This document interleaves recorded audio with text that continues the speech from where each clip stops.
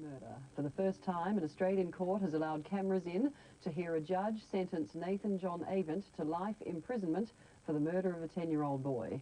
But the historic legal event came with conditions, including an order to replay at least 2 minutes of the judge's determination.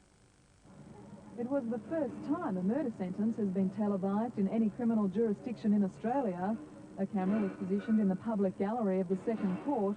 The start of the sentence delayed for almost half an hour as everyone took their place. But when Mr Justice Teague arrived on the bench, he told Nathan Avent he need not fear a tougher penalty because of publicity surrounding the case. You should not be concerned that the sentence will be affected in any way by events occurring or statements made outside this courtroom.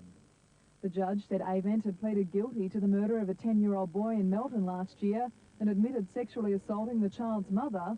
He said Avent went to the house armed with a tomahawk, rope, 2 knives and a pair of gloves on the day of the killing, attacking the child as he was playing on the lounge room floor.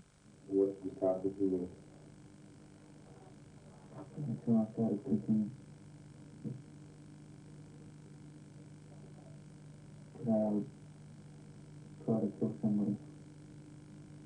Why did you start thinking that? I don't know. I come back to that question. Why did you act as you did? I'm greatly troubled by the differences in the answers that you have given when you've been asked for your reasons. Your primary position has always been that you do not know why. When pressed to explain, you have given different explanations. At an early stage, you said to the police that you just flipped.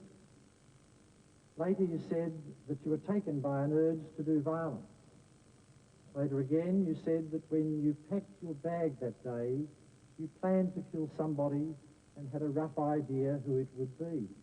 The judge said there was no basis for finding that Avent's liking for violent videos had played a part in the killings, but he said there was careful planning beforehand. Then there was a careful surveying of the scene. Then there was an act of extreme brutality to take the life of a 10-year-old boy. There followed a cold-blooded cleaning of one weapon and the selection of another. And then there was a chilling armed attack on a defenceless woman in her bedroom. On the other hand, I'm faced with your having come from an impeccable home situation with devoted parents and a caring wife. Further, there is every indication of you having a passive temperament and no history whatsoever of previous violence.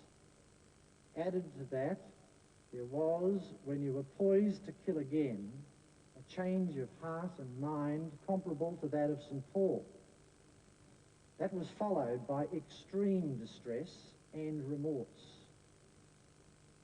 Whatever was in your mind on that morning, the preparatory steps which you took were those which contemplated the commission of at least one very grave crime. You went on to commit 2 very grave crimes. The judge imposed a life sentence with a 21-year minimum. The boy's father said he supported the televising of the sentence, but wished there was still a death penalty. After Mr Justice Teague left the bench, the boy's mother yelled at Avent, saying it wasn't long enough and she hoped he would die in jail, but the judge ruled today's recording would be of his voice alone.